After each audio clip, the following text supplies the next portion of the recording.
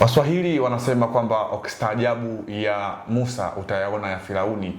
Ndicho ambacho kimetokea ndani ya klabu ya Simba kutokana na taarifa ambazo zinaendelea kutembea katika maeneo mbalimbali nchini kuhusiana na klabu ya Simba na mwekezaji wake Mohamed Dewji kusemekana kwamba ametuma barua ya loan agreement ili mradi kusainiwa mkataba wa kuidai klabu ya Simba. Tutakwenda kuzungumza sakata hili limekaa kwa mtindo gani mara baada ya klabu ya Simba hivi karibuni kutoka sare bao 2-2 dhidi ya Esperance de Tunis. Yameibuka mengine tena ya kuibuka. Hii ni The Golden Boot. Mimi ni Leopard John, niko hapa na Usamwa Hamis Usamwa, tukienda kuzungumza juu ya hichi ambacho kinawahusu Simba Sports Club. Usamwa, tuanzie hapo. Mohamed Dewji loan agreement kwa klabu ya Simba ambayo imekwenda kupokelewa na CEO wa klabu ya Simba kwa maana Zubeda Sakuru juu ya hichi ambacho kinaendelea. Pengine tuanzie hapo. Hii imekaa kwa namna gani? Ni taarifa ambazo zinashangaza, sometimes naweza kusema ni za kushtua wakati mwingine, kwa sababu kama linakuwepo tukio ambalo halipo kimkataba, alafu baadaye ndio unaandaliwa mkataba wa kuwafanya watu wa accept kwamba wanadaiwa, unaweza kusema kuna kitu hakiko sawa sawa kwa upande wa Mohamed Dewji. Kwa sababu kwa nini alikuwa anatoa pesa bila makubaliano maalum? Then baada ya kuwa umetoa pesa unakuja na makubaliano, sasa unataka watu wasaini makubaliano ambao tayari wameshatekeleza. Maana yake ni kwamba kuna kama kugeukana hivi kwa mujibu wa hizi taarifa zinavyozungumzwa, kama zitakuwa zina uhalisia. Kwa sababu inawezekana Mohamed Dewji alikuwa anatoa kwa maana ya kwamba anatoa kwa matashi yake, anatoa kwa lengo la kuisaidia Simba bila kuhitaji marejesho. Lakini huenda kuna situation imetokea ndani ya klabu ya Simba ambayo inamhisi hayuko comfortable. Usalama wake ni mdogo kama mwekezaji. Sasa ndo anakuja anaanza kuibua vitu ambavyo before havikuwepo. And that's why ana propose loan agreement iweze kusainiwa ili taratibu nyingine ziendelee. Wakati hapa usajili unaendelea, zilikuwepo taarifa kwamba Mohamed Dewji amegoma kutoa pesa, na ndio maana Simba walitaka kufanya usajili, na baadaye Murtaza Mangungu akatajwa kama mtu ambaye amewezesha hizi sajili za hivi karibuni zote. Whether ni kwa kutoa pesa yeye mwenyewe mfukoni au alipata pesa wapi, au ni pesa za Simba kwa maana wadhamini ambao wamekuwa wakiwekeza pesa zao ndani ya Simba ndizo zilizotumika kusajili. Hatuko kwenye nafasi nzuri ya kulifahamu hilo jambo, lakini taarifa ni kwamba Mohamed Dewji aligoma kutoa pesa. Whether it's right or not, taarifa ziko hivyo. Kwa hiyo inawezekana Mohamed Dewji ameshahisi kutokuwa safe ndani ya Simba. Sasa kama amehisi usalama wake ni mdogo ndani ya Simba, ndio maana kuja kuibua hichi kitu, maana yake it's too late. Kinachoenda kutokea ni uhasama sasa. Kwamba Mohamed Dewji atasema kwa nini hamsaini, na wengine atasema kwa nini ulivyokuwa unazitoa haukuleta tusaini, kwa nini sasa hivi ndio unaleta tusaini. Yani ulitoa before kama mwana Simba, na amekuwa kijinasibu hivyo kwamba anatoa kwa mapenzi yake. Lakini inapokuja situation imekuwa tofauti, ndio anataka loan agreement isainiwe. Ni kitu kidogo cha kushangaza. Halafu kitu ambacho unaweza kujiuliza, Mohamed Dewji ukimweka mimi na yeye kwa namna yoyote ile, yani sijui yani unajua napata shida hata kusema sijui mbingu na ardhi, naona hata hapo ni padogo kwenye kila kitu. Pesa, elimu, labda umri ndio kidogo anaweza kuwa ananizidi sehemu ambayo anasema sio sana, lakini kwa maana ya pesa na elimu hata mbingu na ardhi ni karibu. Lakini kwa nini anafanya vitu vya ajabu kama hivi? Yani unaweza vipi kutoa pesa pasipokuwa na makubaliano? Halafu baada ya situation kuwa tofauti na ile uliyokuwa unaitarajia, ndio unataka watu wafanye makubaliano. Sometimes ni mapenzi na klabu. Sasa kama ni mapenzi na klabu, hiyo ni agreement haipaswi kuwepo. Sasa itoka mapenzi hayo ndio yanatakiwa yabaki. Kwa sababu kama umetoa, watu wameshatumia, pesa imemalizika. Kama ni utamu watu wameshaonja, kama ni uchungu watu wameshaonja, afu wewe ndio unakuja kusema jamani ule utamu mlioonja inabidi muulipie. Watu wakati wanatumia hawakujua kama kuna kulipia au kuna kurudisha ule utamu. Sawa. Unataka kusababisha migogoro.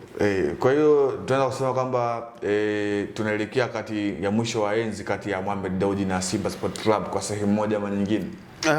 Ukiangalia kwa haraka haraka kwa jicho la kipembuzi, jicho ya kinifu, ukiwa na akili walau inaweza kukufanya ukawa na uwezo kuvuka barabara, unaona hakuna mawasiliano mazuri ndani ya klabu ya Simba. Of course. Na hii maana yake ni kwamba Mo Dewji anahisi kutokuwa salama ndani ya Simba, ndio maana hivi vyote vinafanyaje, vinaibuka.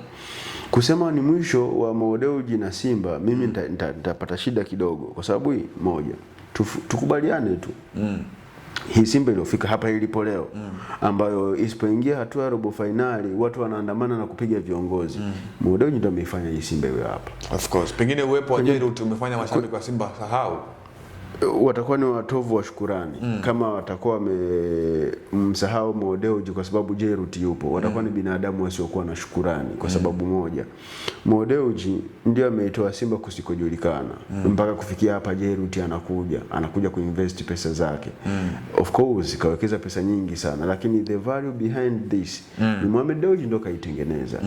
Yani Simba ilitoka kuwa timu isiyojulikana popote pale barani Afrika.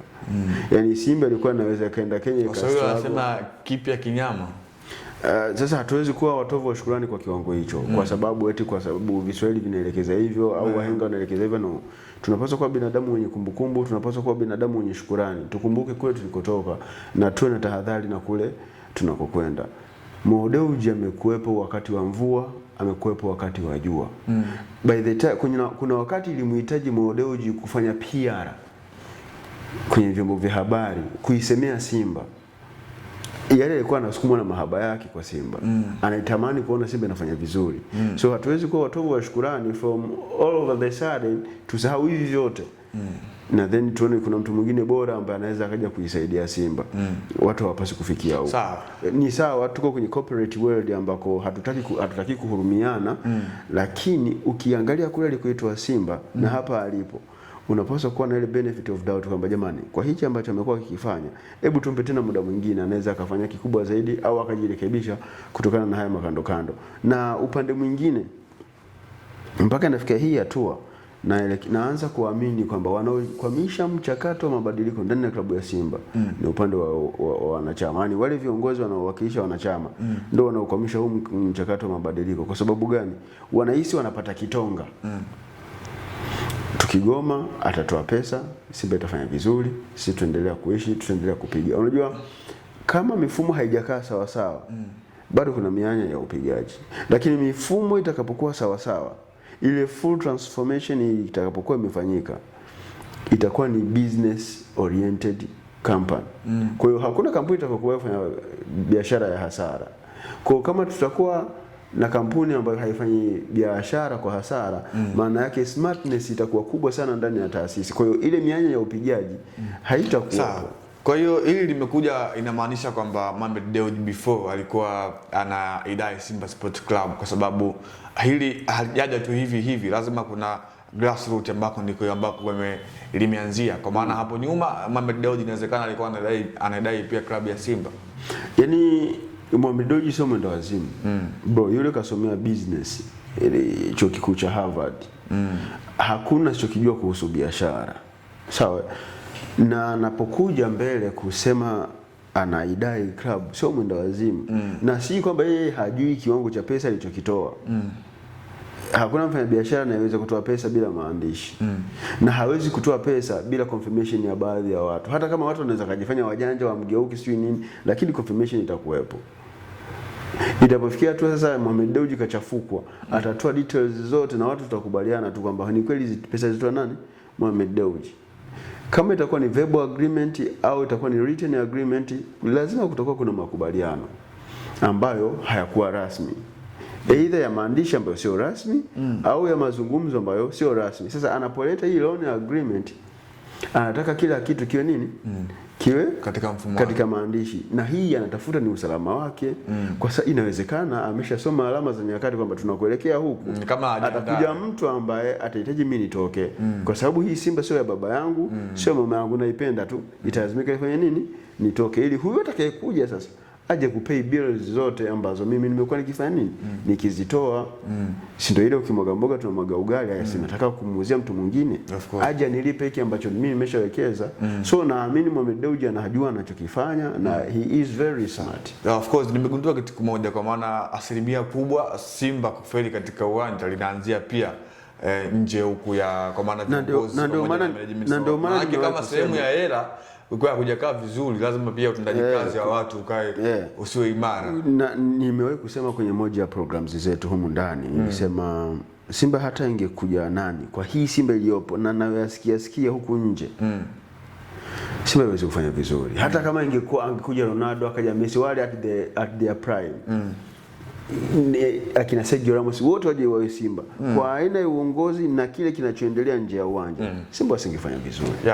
Moja kati ya kitu ambacho nimekumbuka kuhusiana na Mohamed Dewji ni Mo Rafiki, miongoni mwa mascot ambazo zilikuwa zinafanya vizuri miaka ya nyuma, lakini hivi sasa ni kama vile imebakia historia juu ya Mo Rafiki pamoja na klabu ya Simba Sport Club, miongoni mwa wadhamini ama wamiliki wa klabu ya Simba, ambao katika umiliki wa klabu ya Simba wao wanashika asilimia 49 katika hisa ndani ya klabu ya Simba. Hii ilikuwa ni golden boot maalum juu ya hicho ambacho kinaendelea kuhusu Simba Sport Club. Mimi ni Leopard John, sauti ya mvua. Mwenzangu alikuwa ni Rusama Hamisi Lusama, Babu Upara. Hadi wakati mwingine.